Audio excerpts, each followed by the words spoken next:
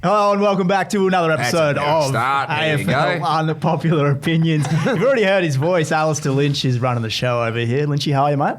Good. I was late. Yeah, 20 minutes late. And a day and a half late. Yeah. Anyway, good to be on. Another interesting round of footy. What? The Lynchy show. We're back. We run on Lynchy's clock, don't we? We're supposed to record Monday morning. We get a soft text on a Saturday afternoon. Was it Saturday morning? What did we agree on this week? Well, actually, that was genuine. I didn't know because I forget shit. But also, I actually didn't know when we'd locked it in because we were Tuesday the week before, and then we'd obviously locked in Monday, but I forgot that. We're just an afterthought. So I was just, no, absolutely. If we move the studio to your garage or something, maybe No, don't do that. No. Python. We found a new python. A new one? Yeah, okay. 7-footer up there, so. A few big pythons. Only 7 foot, that's all. Get up Jesus there. Christ. Yeah, geez. Right, yeah. So don't go to the garage. Yeah. Anyway. Tom Rockcliffe joins us. Ryan, how are we? Fantastic. He was Good here on weekend. time. I was here. I was ready to go. We've done the snapshot. We're ready to go. We hit a multi. Oh, you did it, did you? Yeah, we've been ordinary. We've been ordinary. So Need to find some form. bit of juice this week. 22 to 1. So make sure you jump on that punters and have a look at the snapshot this week. I think we'll get that one up. Good plug from you. I like that. Yeah. I don't know where to find it in the app, but it's somewhere. Yeah, it's somewhere. And Jack Lindley back from the Gabba. A tough night out for the Bombers. No, promising signs. I was pretty happy with that compared to what I was going in with. So equal at three-quarter time. So that's a win for me. Quarter time looked pretty ordinary. Yeah, it Thought did. This is going to be a smacking. Yeah, well, we got Caddy, there's Promising. some bright sparks in the future there. I reckon Caddy was Caddyshack. very, very promising. Yeah. The first quarter, I reckon he had we spoke to Brad Scott pre-game and talked about, you just can't allow Harris Andrews to intercept, and if Caddy had that match up, what he had to do. The first quarter, I think Harris took a couple of intercept marks, and then he nullified that in the second quarter, and then third quarter he actually started to put on a clinic. Competed very well. He was marking at both ends of the ground as well. He's coming back in the defensive 50, Cut that big out. plays. He's an excitement machine, I Yeah. reckon, in that front half. So there's something there for Essendon supporters to get excited about, I reckon. What in front. about the good catch in the third quarter? Play on. And Oh, yeah, Yeah. let's not speak about that. well, no, I reflect back. So we played Carlton. It must have been about 88 or something like that at Princess Park. It must have been 89 because it was rolled mud. It was very wet winter, and we hardly scored. I remember Ross Lyon. Ross Lyon went to kick a barrel from about 15 metres out dead in front and missed. It was just like heavy ball. And those days you used one ball. It was like just rock hard by that time. And I reckon I took a mark, probably not behind Stephen Silvani, and did exactly what Caddy did, but I was, I reckon, in the goal square. So I went to play on, and Stephen Silvani dived and smothered it. No. And I reckon it was on a spray? It was on a TV ad for the next 2 years. Horrendous. I might dig that up. Heath Shaw, Nick Yeah, Rewalt that- type setup. No good. Those moments you just feel like milk and you think, 1989, none of us were born. You were the only one born. I was halfway through my career. What was the I got world drafted like 3 years before that. 89. So I tell you, when you're in your commentary with Triple M, you're hanging shit on the surface that we're playing on, whatever ground it is. Google 1989 MCG. I don't think they have records going Any back game, that far. it's in black and white. Any game, and it's rolled mud. It just belted down in the south, especially Melbourne. Just belted down all year, and so horrible. Nice and wet back then. It's been wet like that in Queensland. Yeah, I think we've had non-stop. Well, they get that up the north of Australia, the continent. How's your mate going? But again, when you slaughter lines, and I do it on a regular basis, you just think, it didn't come out well. At least he didn't get the F-bomb involved. Yeah, that's where you need your teammate to jump in and save you, but we're great at just sitting back and allowing them just to dig a bigger hole. Yeah. The Thursday night thing, though, I think the short turnarounds are bigger effect than we've ever seen. So I reckon the 5-day breaks, teams are finding it harder to get up for whatever reason this year. In the past, it hasn't been as bad, but we've seen Brisbane a couple of times. So they start really well and then they run out of legs and Essendon get back into the game. Seen them have a real bad performance against Collingwood. It seems to be those teams that have the short turnarounds, aren't bouncing as quick. And the teams that have an early bye as well, Yeah. like the Lions. Yeah. What does the schedule look like in a short turnaround week? Oh, well, especially for interstate teams, you're just getting home, recover. So I'd imagine so. See, there's that's a Victorian comment, that is. What? Interstate teams. Oh, well, What's an interstate team? everyone outside Very Victoria. divisive. Yeah, so biased to Victoria. Well, it's You just, live in Queensland. Interstate's Well, everything else outside Queensland- Queensland, isn't it? yeah, well, for that. but for Non-Victorian that- teams. Non-Victorian teams. You know what I So, mean. no, you're biased, Victorian bias. See, it's an I'm certainly expanded not VFL Victorian. Well, it is, but yeah, teams outside of Victoria, they fly home. So I think Brisbane got home at midnight. So they played. When did they play? They must have played Saturday. Got home at midnight. Who did they play the week before? Hawthorn down there. So they got back at midnight. So Sunday would be do your own thing. Monday they would have come in, done bugger all, review, bit of a swim, kick and a catch. Tuesday's probably their only session for the week.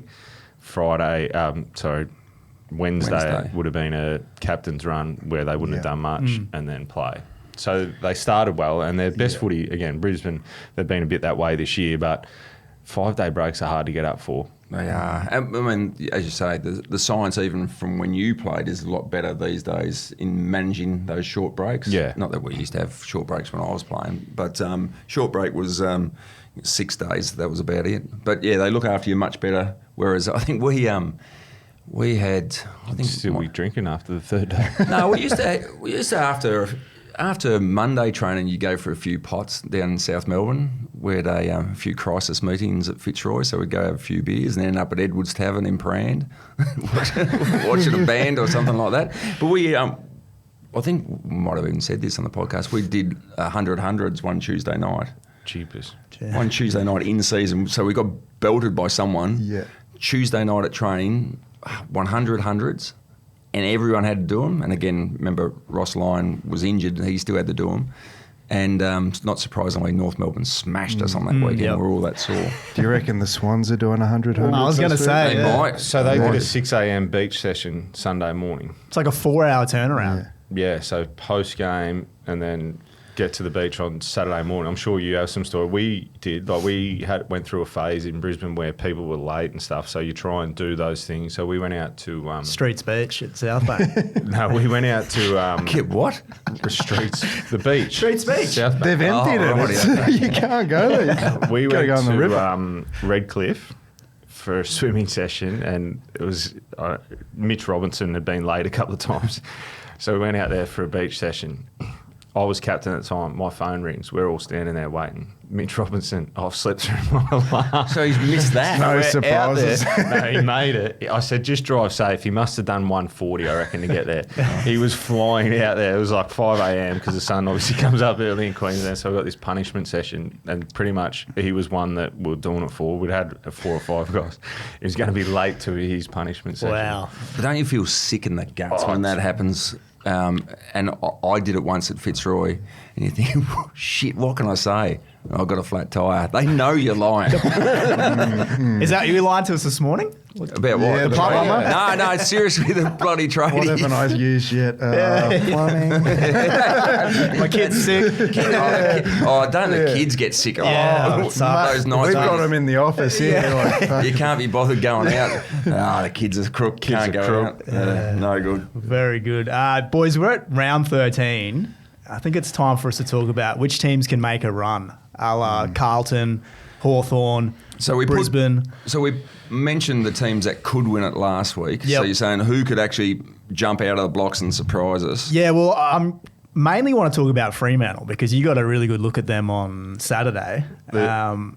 Are the Dockers the team that can I can think do this? The Dogs are the ones. They sit outside the 8, but the Dockers have been much better the last 3-4 weeks. They 4 have. weeks, won 3 out of 4. Yeah, so they've gone from, they played Sydney, which we know Sydney are no good at the moment. Flew home, You had a might tough have to make game. an apology if you say they're no good. They're no good. You have to ring their CEO and say, sorry, can't say They're a that. rabble out on the Can't field. say that.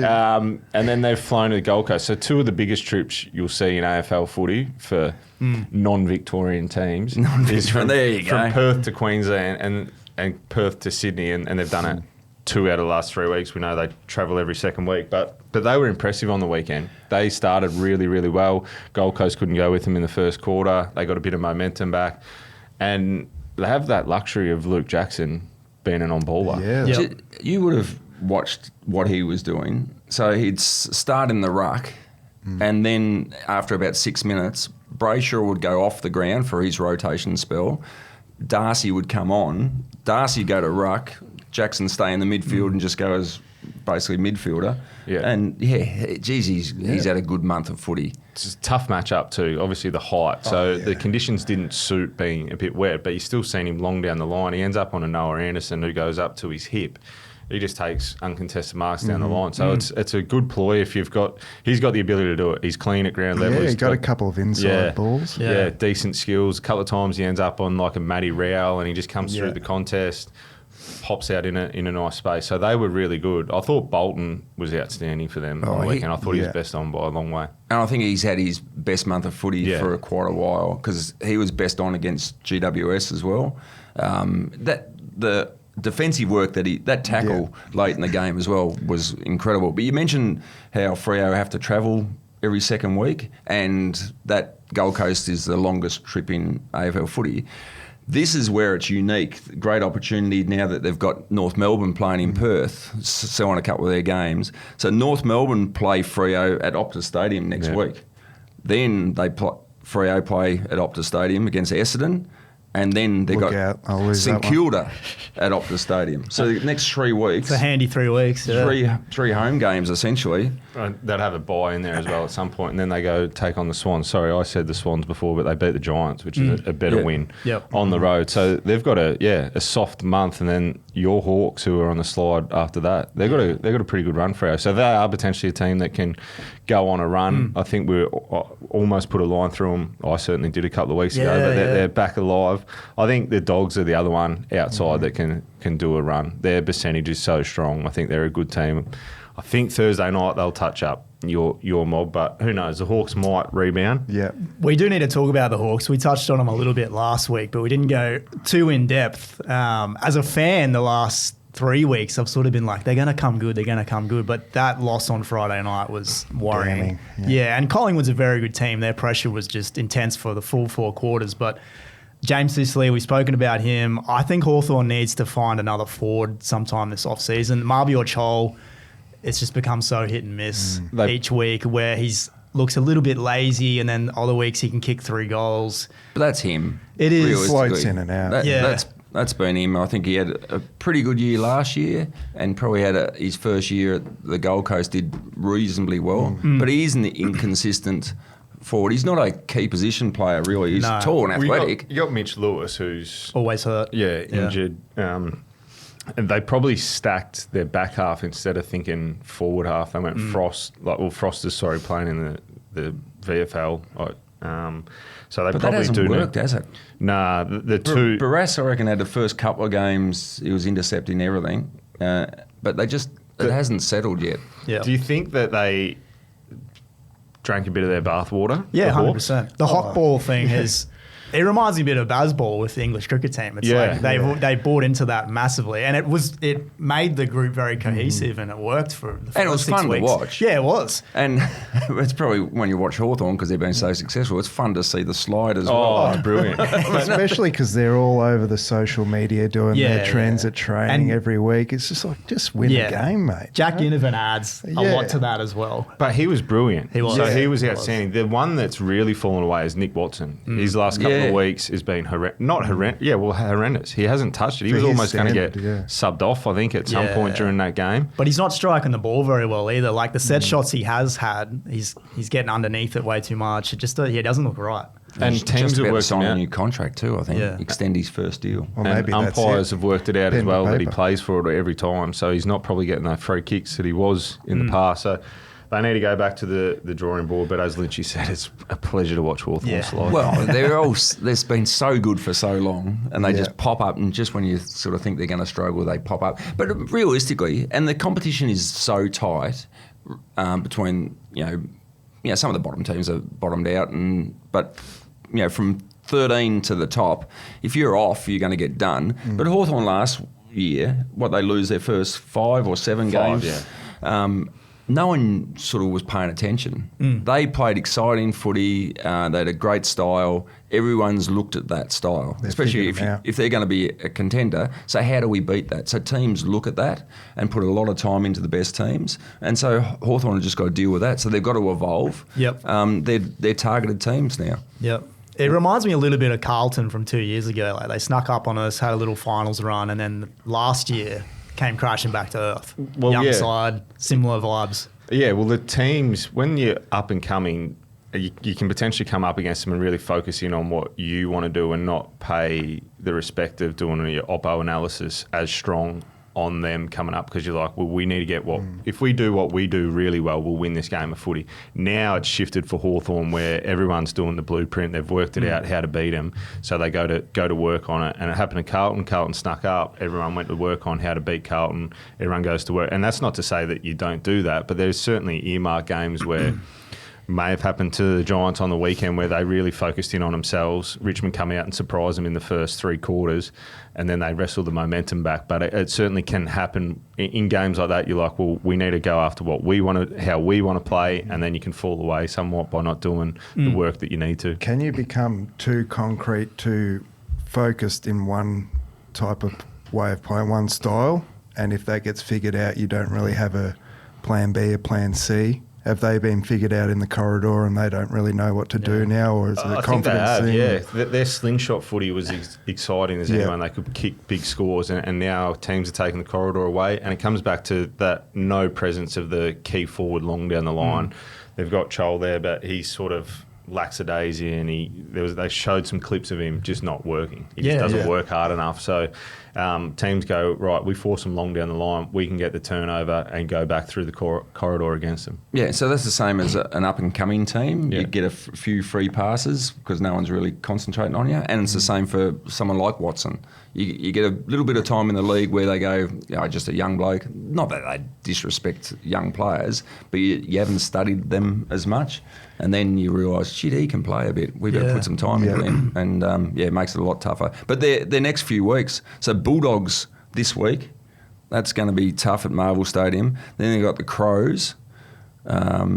And then probably they've got some opportunities against North Melbourne then after that. But it's tough. Next couple of weeks are tough. It's a tough block of 5 games that they're going through at the moment. Yeah, I think above all else too, and Sam Mitchell said as much, Hawthorn's skills have just been poor for the last 6 or so weeks, and it's hard to win games of footy like that. Rocky, you touched on GWS there. Are they a genuine team? How do you guys feel about them right now? I mean, they were lucky to beat Richmond, I thought, over the weekend. I thought they were a premiership team. And they potentially still are. They've got the talent there to be able to do it, but we're not seeing it at the moment. So inconsistent. Like Fremantle beat them a couple of weeks ago. They're just not winning those games of footy, and they had no right to win that one on the weekend. If Richmond had a kick straight, they should have been probably 10 goals up, sort of halfway through the second quarter. I was listening to it on the drive home from the Goldie, and it was all Richmond. They just couldn't kick straight. So they were lucky to hang around and get back into it. You can't trust them, I don't think. Nah, and they've lost a bit of depth as well.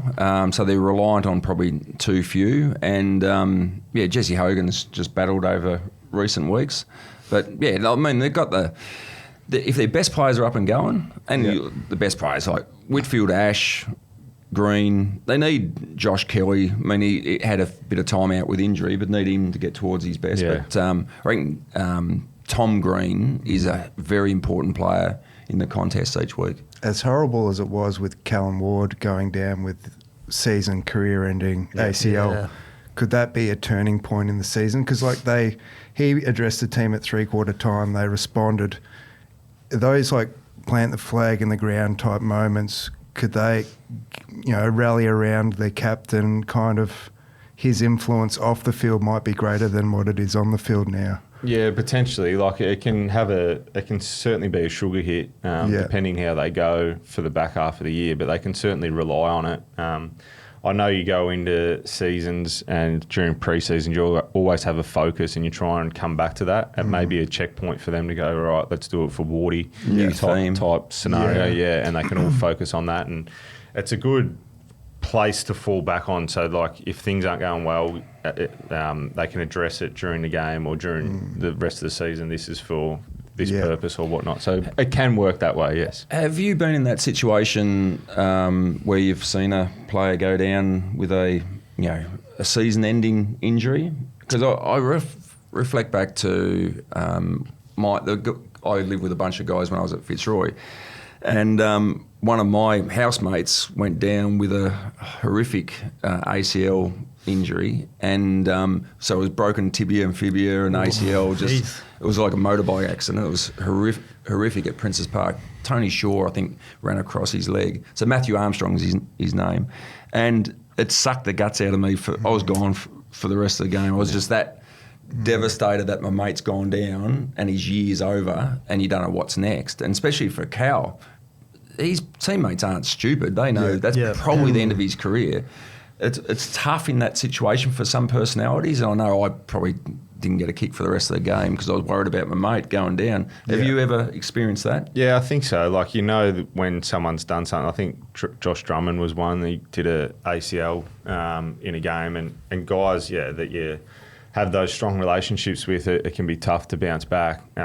That's why, like, professional sportsmen and AFL players, it's incredible what they do, because a lot of the times you don't know what's going on through their head. So there's a lot of stuff that happens away, but in game it can really take your focus and it's hard to come back from. So the Giants pulled together, and Cal, obviously speaking to him at 3/4 time, did the trick, got the points. I reckon I had another one too. I reckon the last game of 89 out at Waverley. Here we go. 89 again. 89, it was last of the year, 89. Richard Osman did his ACL. They would amputate back then. Well, it was a long way back. I think Dennis Banks ran across his knee, but horrible when that happens to a teammate. Speaking of, I reckon Sam Newman's about to lose his foot. He can't walk. Oh, really? Wow, okay. Thoughts with Big Sammy. Yeah, his ankle fused last year, I think. Yeah, he reckons he can't walk 50 metres, so not ideal. No, not ideal at all. Not. No. Did you guys ever have any like famous speeches, 3/4 time speeches, half-time speeches that you can remember from your careers? I don't reckon. Lynchy's laughing, I reckon. Oh, no, I can't remember. I can't remember last week. No, I can't recall. She can't remember what time to get him. What time the trading's actually coming. You can't remember 2 minutes after the halftime address. It's funny. I don't reckon a lot of people don't. Yeah. You can literally. So when I was captain, I'm sure Lynchy would have. When you're talking to the group that some blokes aren't listening. Like they're off on wherever they need to be to get themselves right to go, which is fine. So there's nothing that stands out. The one that, like I said to Zorks when we were walking back, and it had nothing to do with us winning that game of footy, but the miracle on grass when we came from behind from Geelong, it was a big full moon, and I was walking back with Zorks and I said, full moons, funny things happen on full moons, and that's the only thing. There was no. I was the reason we won that. But there's nothing like no big stirring speech at 3/4 time that got us over the line. That's what I'm waiting for when we do post-game interviews with players and say, what the coach say at 3/4 time look like you really turned around. I want someone to say that. Tell the truth. I've got no idea. Don't know what he said. But if you watch the huddles, there's some players just sort of gazing into the sky. Not that they're not concentrating, but they're probably thinking about what they're doing, and there's no way they're paying attention to what the coach is saying. So there's always one bloke that's like so intensely listening. Yeah, like it was Toby Green. Toby Green on Saturday. That's the most engaged I've ever seen Toby Green in a huddle. And the thing is, if you get the wrong coach and you're not engaged and you're doing that and he spots you. I've had that in my amateur career. I think I was just picked on, but it was the same thing. What did I just say, mate? Well, it's just like if your eyes aren't looking at the coach as well, you could get a spray. And that was sort of a Wolsey. And Lee Matthews is the type of one, he wants to see your eyes. And when you go and shit house, sometimes you just want to be looking at the ground. I think Vossi was like that as well. There was a couple of times when you'd be sort of staring and, make sure you get the eye contact. Just be more engaging. More engaged. Keep us engaged. The thing I'm excited about this week is we finally get a Thursday and Friday night, and there's a couple of interstate teams. Non-Victorian teams. No Carlton. That are actually going to be exciting games. So you've got the Dogs and Hawks on Thursday night, and then you've got the Crows and Brisbane on Friday night. We've had some shockers, and Melbourne teams that shouldn't be playing. I think St Kilda are coming up again, Essendon, teams that shouldn't be playing on Thursdays and Friday nights. But finally, we've got a good Thursday and Friday night game, and they're probably the two matches of the round, you'd almost say. Yeah, and then into Saturday night will probably be snowing where I'll be, Giants and Port Adelaide in Canberra. That's amazing as well. I know you speak about Gold Coast only playing a couple of games. The Giants are the same. No, absolutely they're the same. Never play there. So they're trying to grow the game in the Western Corridor and never play there. Well, that's the thing. I think they've got to commit. What do we want the Giants for? Do we want the Giants to be a marketing vehicle to give the extra game on TV so get money in? So they generate income because they're part of that extra game with the Suns as well, and more so when the Tassie team comes in, or even a 20th team. But commit. Are they a Canberra team? Yeah. Or are they a West Sydney team? Or we don't really care? Because that's the challenge. Is if you're going to commit that we want a West Sydney team, go all in and make it as good as possible that it's every second week. And when the Easter show's on, they play at the SCG. Yeah. Just so that you can get into that habit of go and watch them. So yeah, it's a challenge, and they do a great job. I think the Giants, what they do, their admin, their players, they do an incredible job. Best social media team, I have to say too. Yeah. Well, they have been for a long time, haven't they? Yeah, Hawthorn don't even have that anymore. No, the Hawks team is good, but GWS is elite. Another level. My big bugbear out of the weekend is the two score reviews. So here we go. Yep. I don't know what you blokes think sitting at home or as observers, but the Gold Coast one, so there was a live play. It sort of got to the close to going through, didn't go through. Then it transitioned for 30 to 50 seconds. Its ball stayed live. Then it went out of bounds. Then they did a score review. And then the same thing in the West Coast Geelong game. There was that set shot, hits a bloke in the head, bounces back into play. Then it was only sort of 15 or 20 seconds, Geelong take them up, but then they go back and review. Right. Surely we have to get rid of that.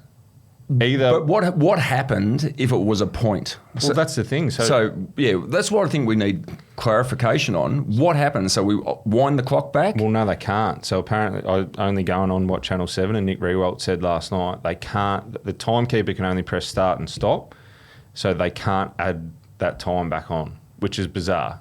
So I'd need clarity on it. But get a better clock than that, surely. Well, I mean, we're in 2025. We either go full technology and we take the goal umpires away, so everything's really slow, which I don't think we want. But you got to have a feel for the game. So if it transitions, don't bring it back for a point. No. Or don't even worry about it. If you can't make a decision right there and then, or stop the game and go umpire or field umpire, they've got a whistle in their pocket. So they can blow it if they think it's 50-50. Blow it straight away. I don't know what you do. Then you have to do a ball up, I assume, right there. Yeah. But don't let it go for 30 or 40 seconds and then bring it back. Yeah, it's too long. That is far too long. And I didn't realise that you... Well, it felt like it. It might not have been. No, but it can't wind the clock back. Yeah. Because there's, as Dwayne was saying in our call, there's possessions, there's time. What do you do? What do you do with it? Yeah. And we've got to remember that the ball has got to cross the line. Yeah. That almost wasn't touching the line. Nah. The Gold Coast one. So it's and we speak ambitious about call at the best. game going for too long as well. Like they just burn 2 minutes by going and doing that as well. By the time they go up, the umpires look at it, or and then before we get going again, just is it? If they know is it there's in a play? The old mate is doing the review so he sees it's close. He gets a note from the goal umpire. Check it on the run. Well, they should be able to because they check it after every goal. Yeah, so check it in play and say, hang on, there's a point, got to go back. Yeah, I think they've got a lot of work to do on that stuff. Well, speaking of that, and you called it with Laura Kane changing positions. Oh, here we go. This is juicy. No, it's just but it was too big a job, and anyway, Greg Swan. I'm not buying into the Greg Swan was. He's a great appointment. Oh no, I'm not buying into the fact that she was never a chance because she's a female and she's that's not a right narrative to play at all. Yes, big job, clearly not up to it. Clearly not capable at this point in time to be able to do that range. I think they've brought Swanee in. I think he'll do a good job. He has that relationship with footies. The good thing for non-Victorian teams is he understands non-Victorian teams as well. Yeah, great point. He was here at Brisbane's absolute worst, and potentially the first 3 years of his tenure wasn't ideal, and they've been able to turn it around. But he understands how tough it is. He understands the academies. I think he'll get the balance right. So he's got a good job to go in there and fix some of these footy issues straight away. Yeah, no, great pick. Just looking, talk about injuries. Your right mitt, that finger's putrid. My hand's not great. That one's gone. That one doesn't close. Can't close that one. That's all footy injuries? Poked out. Yeah, all footy injuries. Not plumbing injury. not plumbing. What about that one? That's awful. Yeah, that one's on the sideways, pointing sideways. Can it? Is it sore? Oh, if you whack it is. Nah, it's not too bad. Yeah, my hands aren't great. No, good. That's what happens when you're a tough inside midfielder. Inside, yeah. Have your bloody eye poked out there, Lynchy? Now, did your I heard. Here we go. No. How many touches you get for Port in the Goose? 57. Who was it? One of the assistant coaches at North Melbourne was playing up the scrub on the weekend and had 56 with 31 contested. There you go. 31 contested. The ex-Freo midfielder. Barlow. Yes. He's a good player. He always had a way of finding it. All your records are falling at the moment, aren't they? They are. Yeah. I was on. So my big one for the snapshot as well, the pre-season one. All my pre-season stuff's coming through. We're supposed to be saying that, not pump yourself up. The 9-1 for the 50 possessions is going to fall this year.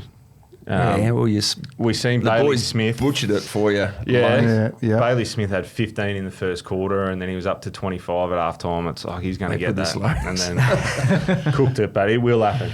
It will happen. I'm confident as well. What else did you get right? Laura Kane. Yeah, so and that's about it. That's about Hawthorn missing the 8. You could be on for that as well. I'll give you that one. Definitely on. Yeah. That's live. That's live. You've done well. Done very well. All right, lads. Let's we'll take a quick break, and then we're going to come back and talk about who we think the face of the AFL is. You are listening to AFL Unpopular Opinions. Boys, it's going on close to a year since Dusty Martin announced his retirement last August. And I was thinking over the weekend, who is the face of the AFL right now? And for me, I can narrow it down to probably Nick Dacos and Bailey Smith. Can we back over a few of the iconic faces of yesteryear? So I think the last 10 years, probably Dustin Martin / Buddy Franklin. Yep. Who would you have before that? Wayne Carey of the 90s. Yeah. Dark, then probably Vossi. You reckon Vossi? Face of the AFL. What about Gary Ablett Jr.? Yeah. Junior definitely, especially when he moved. Yeah. I think so. The end of the Geelong era, start of Gold Coast, he was definitely the most recognisable. Was there a period for a couple of years in a big club, Carlton, with Koutafidis? Yeah, that's not a bad shout. Yeah, it's just like, and he ripping the game apart and just big athletic bugger. Had Hurdy back then as well. Yeah, he was probably a similar sort of era as Duck. Yeah, I reckon. Duck was number one. Yeah, he was the big alpha, just great on the field. Would you put Brownie in there? Yeah, well, Brownie's probably a bigger profile now. And maybe that's because we're based up in Brisbane. Yeah. It's hard outside of Vic. Like, I think Gary Ablett Jr. was probably the only one who's done it from a Queensland team and to be such a low team on the ladder as well. He just transcended kind of the Vic bias in this sort of face of the game conversation. So who'd you reckon, Rhino? I reckon Bailey Smith, and there's no set criteria here, but I think if you walk down the street, particularly up here in Brisbane where AFL's not the number one sport, and you said, hey, can you name me an AFL player? I think most people are going to go, that guy with the mullet that's sponsored by Cotton On. Would you agree with me on that? Whereas Dacos, I don't think he's as much of a character. Great statistical player, but I don't think he's got the personality that Bailey Smith brings. The league is pushing Dacos because he's such a clean cut. You know what you're getting with him. With Baz Lanka, it's kind of a bit like that's the charm. I don't think you can force someone to be the face of the league. No. It comes to you, and his off-field stuff. He's like, He's got that he's bad basically an influencer. Yeah. His image. He looks like Lynchy with his shirt off. He looks like he should be on a calendar. I think if you ask any female 20 to, Great point. Yeah. to 35 around Australia, show them a picture, they'd know who he is. Yeah, he's big on TikTok as well. I jumped on his Instagram this morning, actually. I don't follow him, but I had a look all over the the mutual weekend too. friends, half of them were females that I know that don't really follow the league. Yeah, So there I you think go. this goes. Case in point. Well, the one I'd go on. I was going to show you what he looks like. I never look like that. He's got He's 8-pack. diced. Absolutely diced. We'll have to get a picture and put it up alongside it, but he's as good as they get. Reminds me a bit of myself, actually. Do you think some of his behaviour, do you think it's 100% genuine, or he knows what he's doing in terms of placing himself in the limelight of the media so often? I think he's taken the approach that if he's going to cop it left, right and centre, we know that he's had his indiscretions off the field, he's going to just respond back. Like, I think the comment, even on Instagram a couple of weeks ago, where it was like they were into him about something and he said, no, not this week, at the end of the season after we win it type of thing. Yep. I think he... Is that the nose beers one? Yeah. What's a nose beer? Oh, right. I was confused. I'm the bloke that should be saying what's the nose beer. You young blokes. I think he knows how to play it, and he's like, well, you know what, if I'm going to cop it left, right and centre, then I'm going to show my personality. And I think everyone externally respects that. Yeah. It's like, well, mate, that's fine, because we've come so far where it's been, don't respond to it, just cop it. And he's probably one that's like, well, I'm going to bite back and stand. It's put me refreshing flag in a the way, ground. isn't it? Yeah. I reckon it's great. No, it's good. He's been himself, and he's obviously made a decision. Yeah. No, I'm going to be myself, and no, I think he's done a great It's job. like Ross. We love Ross as a coach. Even after his press conference on the weekend, he goes, I'm going to Vegas. You want to come? How good was that? Yeah. He's flying. Personality-wise, I think that's what sets him probably above Dacos, because And Dacos is straight 180. You look back at a few of the other faces like Buddy, similar, Dusty, you know, just genuine, like not media trained. Buddy really, like, he doesn't do any media. So he's almost like... He didn't like media. Yeah. So I think, we get guide. So in the media, we can go on ground and ask anyone for an interview. Yeah. But you tend to respect the guys that are uncomfortable. Like Joe Danaher, he just didn't like doing it. So you think, well, what's the point, really? Not going to get much out of him either. And, but yeah, Buddy, he would... I think, well, he'd have a chat on the ground, but that was it. He didn't want to do any others, and so you respect that. The one I'd pick, the name I'd toss up to count, I know Bailey Smith's profile is ridiculously high. Maybe if I was a company that wanted to have an ambassador, I'd be going Isaac Heaney. Yeah, okay. Wow. I'm thinking, like, we talk about the AFL and the expansion of the game. Australia's biggest city. Sydney have incredible following. So their membership's not one of the top ones, but their following around the country is enormous. Clean cut, good looking young fella, Brownlow medal credentials. He's really on brand with that Sydney. Yeah, absolutely. well. And just a ripper player, I reckon. So I reckon he'd be the one that I'd be putting my brand with if there was to pick one. It's funny, isn't it? Because like, you've got Paddy Cripps as well, who's won a couple of Brownlows, who's potentially could be that. But I think those three, like Heaney's a ripper. Yeah. And I think he's, from all report, I haven't had many interactions, but seems like a ripping fella as well. Yeah. Yep. So Mum and Dad are always down the rooms after the game. Just good, fantastic. good story. One of those academy kids too, wasn't he? Yeah, academy, and I think he's one of the genuine academy kids. Yeah. That's out of What are you Newcastle. saying? They're not genuine. Well, let's be serious. Well, especially to say, well, You need to put your Brisbane hat back on and take your Tassie hat off. no, It's been off for a while already. no, we build the academy down there, introduce new people to the game. It's a good discussion though, because I think it's still open. I don't think there's a definitive one at the moment. Where a couple of years ago you'd say definitely Dusty, definitely Buddy, definitely Gaz. I think the other sleeper might be Darcy Moore, just for his image. He's a very well-spoken player. He's in that bracket with Isaac Heaney, I reckon. Yeah. What a great person to represent your club and the game. Like every time he gets up and speaks or his post-game interview, he just smashes out the park. You go, geez, that's impressive. Politics. Well, yeah. Well, maybe if you're that way inclined. He's too polished for mine. It's kind of like a Dangerfield. I think I you do need- like his two. Yeah, okay. Yeah. You I'm don't with like Jack. the polish. Yeah. okay. I think you need a bit of something Bit of about it. mummy. Oh, Like yeah. No, either- I get what like you say with the Bailey Smith. Yeah. What Brownie had though He's- is like a country larrikin. Like Yeah. you can't be Yeah, a yeah. silver spoon. I think there's so a to speak. difference between being a great ambassador for the game and then being the face of the game as more of a superstar type Yeah. aura about you. Yeah. Yeah, well, Yeah. you could see Darcy being the CEO of the AFL Yeah. in years Yeah. to come. Yeah. Yeah. So can I change the subject a little bit? Go for it. Yeah. You I was you're gonna- the I was host, gonna- So it's probably your job. I was to know gonna- it's a day and a half late. It is the Lynchy show. What do you want to talk about, Lynchy? No, I was going to say, what about commentators? Because obviously you're number one, Lynchy. But Oh, yeah. who's the Yeah. face of commentating right now? I thought he was going to go to 1989 and tell us who Well, the face was. 1989. Face was then.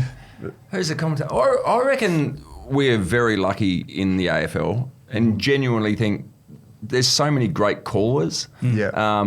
Obviously, I have a bias because I work with a lot of guys at Fox, but across the board, the commentary skills that are going around are really good. I've got a clear one, and it's biased because I reckon he's a Yes. ripper, and I know some people hate him out there, but BT is by Yeah, far. that's who Jack's going to say. For me, his Yeah. ability to do Triple M and Yeah. take the absolute Mickey, but then straighten up and do Channel 7, he could do specials. He can do it all. And Yeah. I know some people blow up all the time about it and Yeah, reckon that's how bad so. he is. That's on the socials, Yeah. isn't it? They blow up about Brian. Yeah, he's very controversial, and I think that's what you need to be like the voice of the AFL. And like people outside the league, they know who he's that annoying bloke that interviews people at the end of the game. He's got catchphrases. He's a soundboard, essentially. He might not provide the best insights. He might not know what's going on half the time, but he's entertaining. Do you know he's floor producer when he's going around the rooms, writes the names of the player he's about to speak to and shows Boy, oh boy, it's Rest assured. That's why there's a pause. Rest assured. Razzia, Fantasia. Oh, the gold one, and I agree with you. He's a ripper, Brian.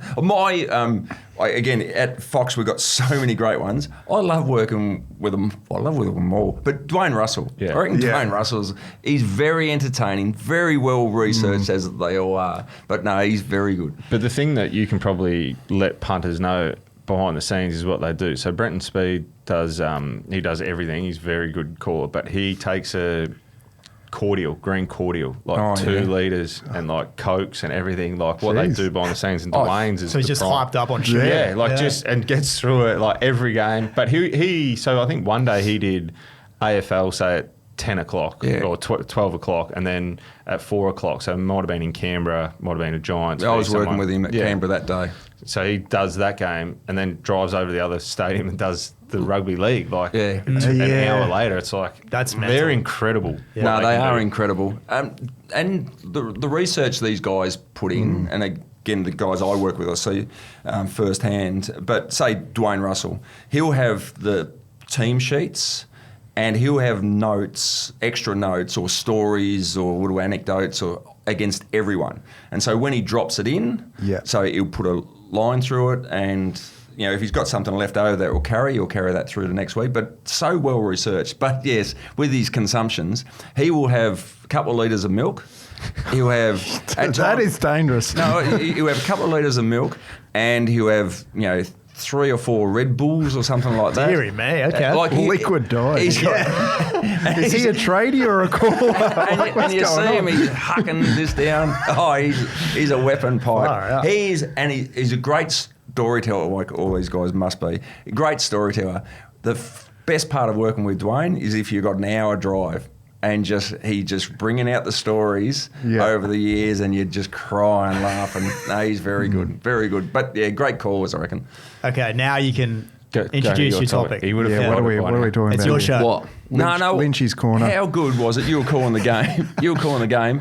Leo Lombard's first goal. Oh, that was... You just got to smile, don't you, with that? I mean, he's running off the ground, part of the rotation, which does our heads in that he's rotating anyway.